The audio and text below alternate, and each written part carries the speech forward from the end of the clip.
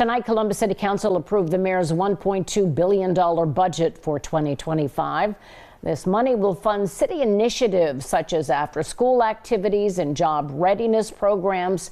NBC4's Isabel Cleary shows us the priorities in this massive spending plan and how this year came with some challenges.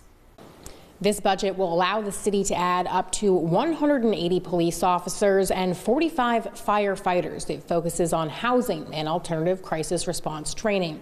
However, council says this is one of the tightest budgets they have worked with, and they had to get creative. The biggest thing was always keeping in the forefront our residents and making sure that we are putting them first.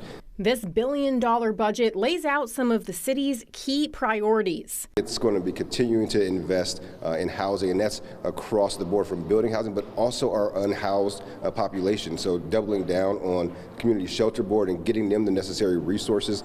The mayor outlined his priorities late last year, including $774 million for neighborhood safety, which will include hiring more first responders, and $10 million for organizations that support those in need. And we will continue to take a lens through our three priorities, which is affordable housing, safe neighborhoods, and workforce and economic development. We've heard many times it's a tight budget year. The director of public service says they keep things efficient. The funding will continue their work, putting in protected bike lanes and much more. We're the only department that covers and visits all of our residents each week.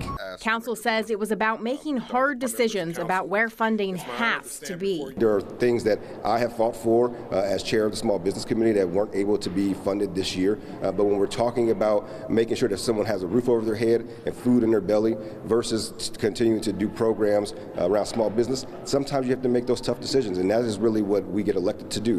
Bankston says it was a lot of juggling. They had to move expenses around and cut some contracts to get money where it needed to be. Local for you at Columbus City Hall, I'm Isabel Cleary, NBC4.